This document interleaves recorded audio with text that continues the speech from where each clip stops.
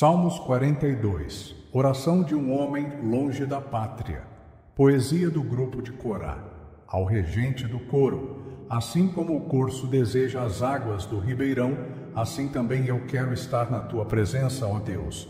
Eu tenho sede de ti, ó Deus vivo. Quando poderei ir adorar na tua presença? Choro dia e noite, e as lágrimas são o meu alimento. Os meus inimigos estão sempre me perguntando: onde está o seu Deus? Quando penso no passado, sinto dor no coração. Eu lembro quando ia com a multidão à casa de Deus. Eu guiava o povo e todos íamos caminhando juntos, felizes, cantando e louvando a Deus. Por que estou tão triste? Por que estou tão aflito? Eu porei a minha esperança em Deus e ainda o louvarei. Ele é o meu Salvador e o meu Deus. O meu coração está profundamente abatido e por isso eu penso em Deus. Assim como o mar agitado ruge, e assim como as águas das cachoeiras descem dos montes Hermon e Mizar e correm com violência até o rio Jordão, assim são as ondas de tristeza que o Senhor Deus mandou sobre mim. Que Ele me mostre durante o dia o seu amor, e assim de noite eu cantarei uma canção, uma oração ao Deus que me dá vida. Pergunto a Deus, a minha rocha: por que esqueceste de mim? Por que tenho de viver sofrendo por causa da maldade dos meus inimigos?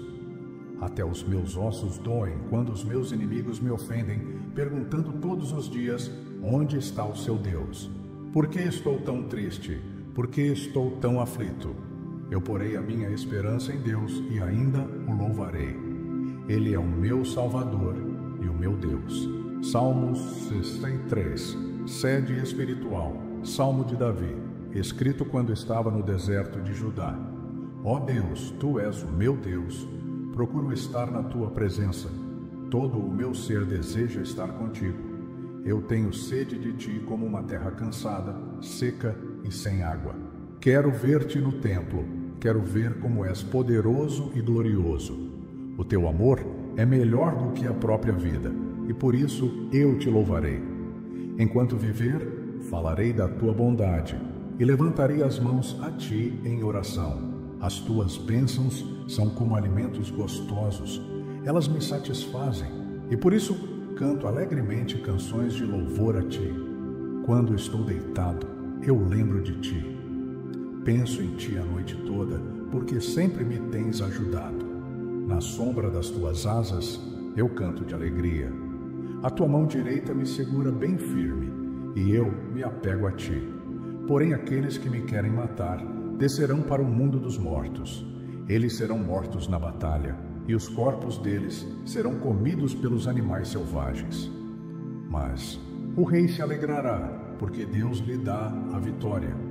Os que fazem promessas em nome de Deus se alegrarão, mas a boca dos mentirosos será fechada. Isaías 55. Deus oferece salvação a todos. O Senhor Deus diz: escutem, os que têm sede, venham beber água. Venham, os que não têm dinheiro, comprem comida e comam. Venham e comprem leite e vinho, que tudo é de graça. Por que vocês gastam dinheiro com o que não é comida? Por que gastam o seu salário com coisas que não matam a fome?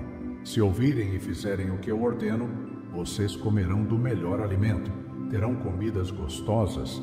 Escutem-me e venham a mim. Prestem atenção e terão vida nova.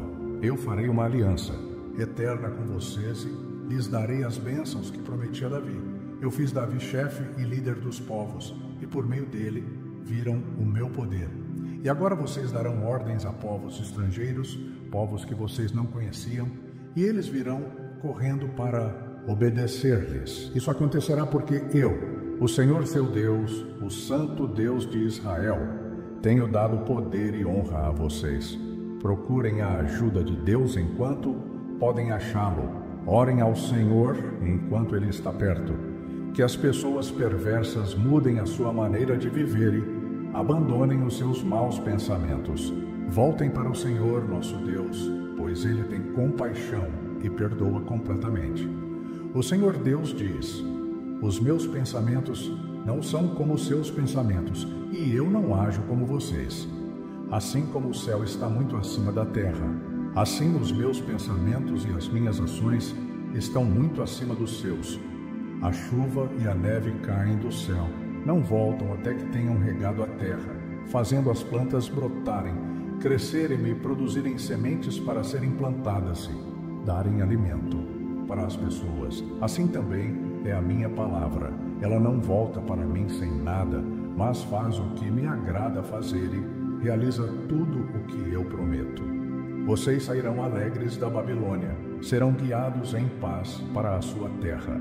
As montanhas e os morros cantarão de alegria, todas as árvores baterão palmas. Onde agora só há espinheiros, crescerão ciprestes, murtas aparecerão onde agora só cresce o mato. Isso será para vocês uma testemunha daquilo que eu fiz. Será um sinal eterno que nunca desaparecerá. João 4. Jesus e a mulher samaritana. Os fariseus ouviram dizer que Jesus estava ganhando mais discípulos e batizava mais pessoas do que João. De fato, não era Jesus quem batizava, e sim os seus discípulos. Quando Jesus ficou sabendo disso, saiu da Judeia e voltou para a Galileia. No caminho, ele tinha de passar pela região da Samaria. Ele chegou a uma cidade da Samaria chamada Sicar, que ficava perto das terras que Jacó tinha dado ao seu filho José. Ali ficava o poço de Jacó. Era mais ou menos meio-dia quando Jesus, cansado da viagem, sentou-se perto do poço. Uma mulher samaritana veio tirar água e Jesus lhe disse: "Por favor, me dê um pouco de água." Os discípulos de Jesus tinham ido até a cidade comprar comida. A mulher respondeu: "O Senhor é judeu e eu sou samaritana. Então, como é que o Senhor me pede água?" Ela disse isso porque os judeus não se dão com os samaritanos. Então, Jesus disse: "Se você soubesse o que Deus pode dar e quem é que está lhe pedindo água, você pediria, e ele lhe daria a água da vida." Ela respondeu: "O Senhor não tem balde para tirar água, e o poço é fundo. Como é que vai conseguir essa água da vida? Nosso antepassado Jacó nos deu este poço. Ele, os seus filhos e os seus animais beberam água daqui. Será que o Senhor é mais importante do que Jacó?" Então Jesus disse: "Quem beber desta água terá sede de novo, mas a pessoa que beber da água que eu lhe der nunca mais terá sede, porque a água que eu lhe der se tornará nela uma fonte de água, que dará vida eterna." Então a mulher pediu: "Por favor, me dê dessa água. Assim eu nunca mais terei sede e não precisarei mais vir aqui buscar água." "Vá chamar o seu marido e volte aqui", ordenou Jesus. "Eu não tenho marido", respondeu a mulher. Então Jesus disse: "Você está certa ao dizer que não tem marido, pois já teve 5, e este que você tem agora não é de fato seu marido." "Sim, você falou a verdade." A mulher respondeu: "Agora eu sei que o Senhor é um profeta. Os nossos antepassados adoravam a Deus neste monte, mas vocês, judeus, dizem que Jerusalém é o lugar onde devemos adorá-lo." Jesus disse: "Mulher, creia no que eu digo. Chegará o tempo em que ninguém vai adorar a Deus, nem neste monte, nem em Jerusalém. Vocês, samaritanos, não sabem o que adoram, mas nós sabemos o que adoramos, porque a salvação vem dos judeus.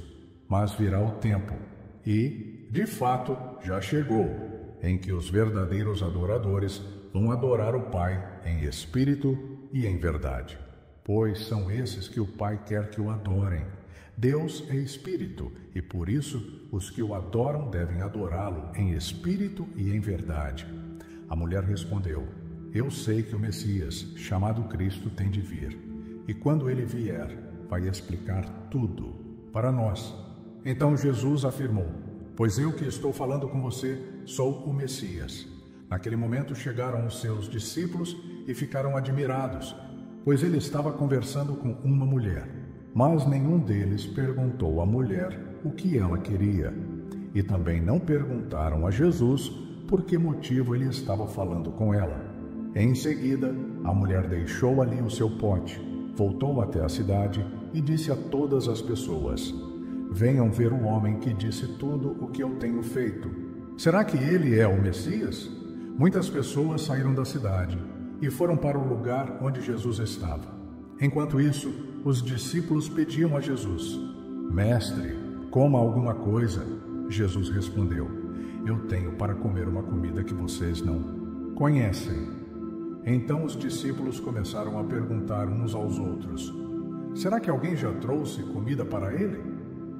A minha comida, disse Jesus, é fazer a vontade daquele que me enviou e terminar o trabalho que ele me deu para fazer. Vocês costumam dizer: daqui a 4 meses teremos a colheita. Mas olhem e vejam bem os campos. O que foi plantado já está maduro e pronto para a colheita. Quem colhe recebe o seu salário, e o resultado do seu trabalho é a vida eterna para as pessoas. E assim, tanto o que semeia como o que colhe se alegrarão juntos, porque é verdade o que dizem: um semeia e outro colhe.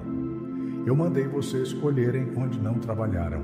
Outros trabalharam ali e vocês aproveitaram o trabalho deles. Muitos samaritanos daquela cidade creram em Jesus porque a mulher tinha dito: ele me disse tudo o que eu tenho feito. Quando os samaritanos chegaram ao lugar onde Jesus estava, pediram a ele que ficasse com eles. E Jesus ficou ali 2 dias. E muitos outros creram por causa da mensagem dele. Eles diziam à mulher: agora não é mais por causa do que você disse que nós cremos, mas porque nós mesmos o ouvimos falar. E sabemos que ele é, de fato, o Salvador do mundo. Jesus cura o filho de um funcionário público. Depois de ficar 2 dias ali, Jesus foi para a região da Galileia, pois, como ele mesmo disse, um profeta não é respeitado na sua própria terra. Quando chegou a Galileia, os moradores dali o receberam bem. É que eles tinham ido à festa da Páscoa em Jerusalém e tinham visto tudo o que Jesus havia feito lá. Jesus voltou a Caná da Galileia, onde havia transformado água em vinho. Estava ali um alto funcionário público que morava em Cafarnaum. Ele tinha em casa um filho doente. Quando ouviu dizer que Jesus tinha vindo da Judeia para a Galileia, foi pedir a ele que fosse a Cafarnaum e curasse o seu filho, que estava morrendo. Jesus disse ao funcionário: vocês só creem quando veem grandes milagres. Ele respondeu: Senhor, venha depressa, antes que o meu filho morra. Volte para casa, o seu filho vai viver, disse Jesus. Ele creu nas palavras de Jesus e foi embora. No caminho, encontrou-se com seus empregados que disseram: o seu filho está vivo. Então ele perguntou a que horas o filho havia começado a melhorar. Os empregados responderam: ontem, à 1h, a febre passou. Aí o pai lembrou que havia sido naquela mesma hora que Jesus tinha dito: o seu filho vai viver. Então ele e toda a família creram em Jesus. Esse foi o segundo milagre que Jesus fez depois de ter ido da Judeia para a Galileia. Apocalipse 22. O anjo também me mostrou o rio da água da vida, brilhante como cristal, que sai do trono de Deus e do Cordeiro, e que passa no meio da rua principal da cidade. Em cada lado do rio está a árvore da vida, que dá 12 frutas por ano, isto é, 1 por mês, e as suas folhas servem para curar as nações. E não haverá na cidade nada que esteja debaixo da maldição de Deus. O trono de Deus e do Cordeiro estará na cidade, e os seus servos o adorarão. Verão o seu rosto, e na testa terão escrito o nome de Deus. Ali não haverá mais noite, e não precisarão nem da luz de candelabros, nem da luz do sol, pois o Senhor Deus brilhará sobre eles, e reinarão para todo o sempre a vinda de Jesus. Então o anjo me disse: essas palavras são verdadeiras e merecem confiança. O Senhor Deus, que dá o seu Espírito aos profetas, enviou o seu anjo para mostrar aos seus servos as coisas que precisam acontecer logo. Escutem, diz Jesus, eu venho logo. felizes os que obedecem às palavras proféticas deste livro. Eu, João, ouvi e vi todas essas coisas. E, quando acabei de ouvir e ver, caí de joelhos aos pés do anjo que me mostrou essas coisas e ia adorá-lo. Mas ele me disse: não faça isso, pois eu sou servo de Deus, assim como são você e os seus irmãos, os profetas, e todas as pessoas que obedecem às palavras deste livro. Adore a Deus. E o anjo continuou: não faça segredo das palavras proféticas deste livro, pois o tempo de acontecerem essas coisas está perto. Quem é mau, que continue a fazer o mal, e quem é imundo, que continue a ser imundo. Quem é bom, que continue a fazer o bem, e quem é dedicado a Deus, que continue a ser dedicado a Deus. Escutem, diz Jesus, eu venho logo. Vou trazer comigo as minhas recompensas, para dá-las a cada um, de acordo com o que tem feito. Eu sou o Alfa e o Ômega, o primeiro e o último, o princípio e o fim. Felizes as pessoas que lavam as suas roupas, pois assim terão o direito de comer a fruta da árvore da vida e de entrar na cidade pelos seus portões. Mas fora da cidade estão os que cometem pecados nojentos, os feiticeiros, os imorais e os assassinos, os que adoram ídolos e os que gostam de mentir por palavras e ações. Eu, Jesus, enviei o meu anjo para anunciar essas coisas a vocês nas igrejas. Eu sou o famoso descendente do rei Davi. Sou a brilhante estrela da manhã. O Espírito e a noiva dizem: venha. Aquele que ouve isso, diga também: venha. Aquele que tem sede, venha. E quem quiser, receba de graça da água da vida. Final. Eu, João, aviso solenemente aos que ouvem as palavras proféticas deste livro: se alguma pessoa acrescentar a elas alguma coisa, Deus acrescentará o castigo dela às pragas descritas neste livro. E se alguma pessoa tirar alguma coisa das palavras proféticas deste livro, Deus tirará dela as bênçãos descritas neste livro, isto é, a sua parte da fruta da árvore da vida e também a sua parte da cidade santa. Aquele que dá testemunho de tudo isso diz: certamente venho logo. Amém. Vem, Senhor Jesus. E que a graça do Senhor Jesus esteja com todos.